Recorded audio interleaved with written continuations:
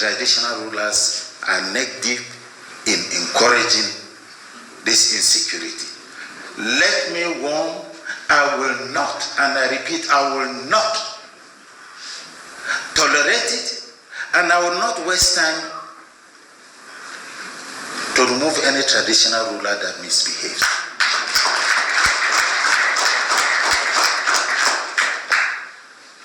I am kind and soft, but let me tell you, ask those who are close to me, I can sometimes be decisive.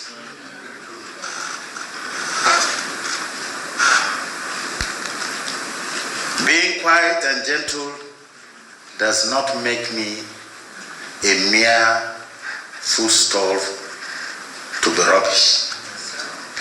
Security, we must decide to hold it firmly because it affects you, me, and every other person. When they are shooting, the bullet doesn't know who. If it's a madman, then you are unfortunate. If it's a sane man, then you pray the gun doesn't shoot directly to your face. But the havoc that will come consumes all of us.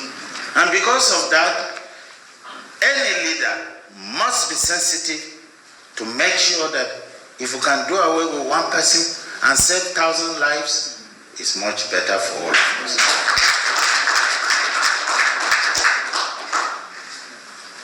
It is on this note, I will also further warn those that are working with us.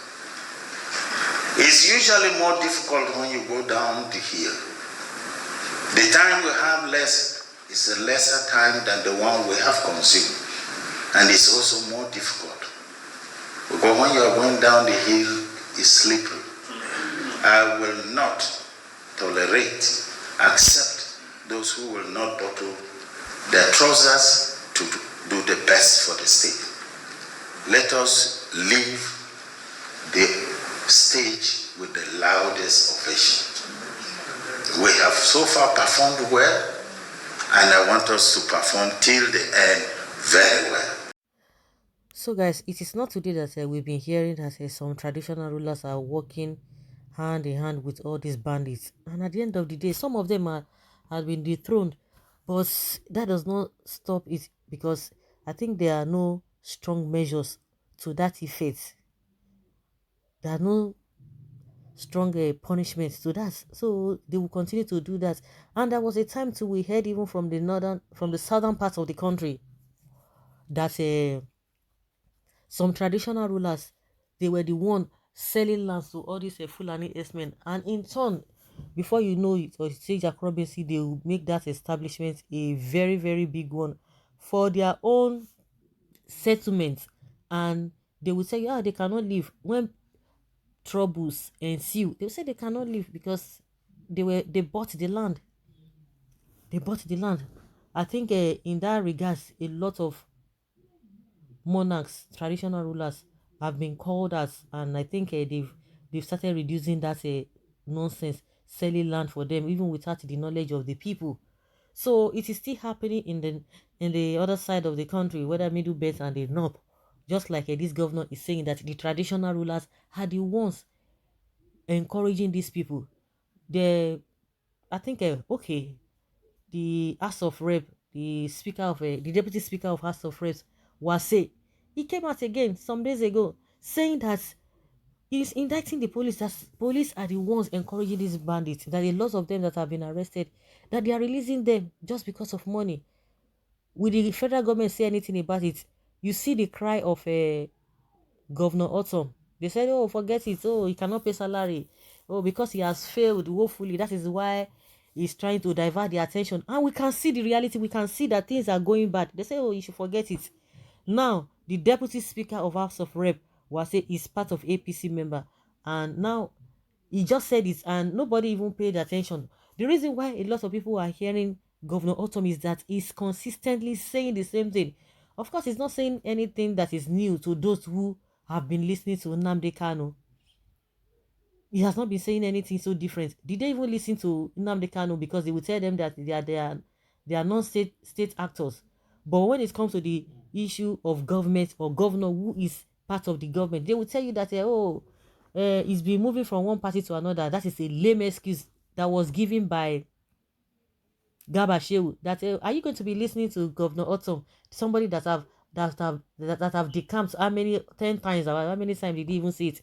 The issue is that is not what we are talking about. What the man is talking about, are we not feeling it? Are we not seeing it? Is he framing it up, or is he just making them up? No.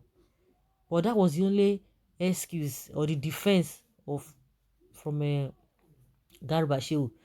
They will know all these things. They will not do anything. You see how this air commando retired, Olakunle, the guy pieces all the things that has been happening, all the things that have been happening as far as security is concerned, the role of the security men, the role of the government, the role of all of those people who are at the helm of affair. Did they do anything?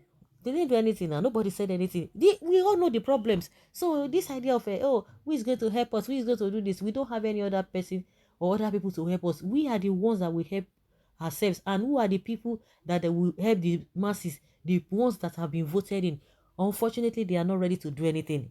So the statement made by this governor, he's not going to hold water. It will not hold any water. They will just hear it and just move on. Since the deputy speaker, I expect the people he has called to come and defend themselves, to come and debunk what he has said. But what do I know? They won't do anything. Everybody will still move on, and we are looking for how to solve problems, and the problems and the solutions are there. But the political way to do it is where the problem lies. And now some people are singing the praises of the president, left, right, and center. We just clocked 79. Left, right, and center. They are praising him because hand has not even touched those ones. So what do we do? The people who are causing these problems, if you can remember vividly, there was a time to Tiwa Danjuma, whether General Tiwa Danjuma, he was singing the love song. He was singing all over the place. He was singing. They say, "Oh, why should you say this? Why should you do this and that? You that say you were formerly a military man. Why must you be indicting or implicating the Nigerian army?" The man said it that there is nothing you can do. There's nothing anybody is going to tell him that the army, the soldiers, they are part of this terrorists and the bandits. They are working hand in hand. And we have seen a lot of revelations. They say, "Oh, how can he be saying like that?" Another statement that he is trying to incite the public. And meanwhile, those are realities. Those are realities. So this one that this governor is talking about, it will not see hold water. Everybody will see hear it and just move on. They will not even go and do investigation of what the allegation he has made against the Nigerian police. They won't do anything. Of course, because they know that is the truth. But they just believe that after 1 or 2 days, another incident, another issues will come up. Everybody forget and move on and begin to pursue that. That's why they get away with all manner of rubbish. So irrespective of what the governor is going to say, if the only thing he can do, if he has the power to be able to arrest and hand them over to charge them to court.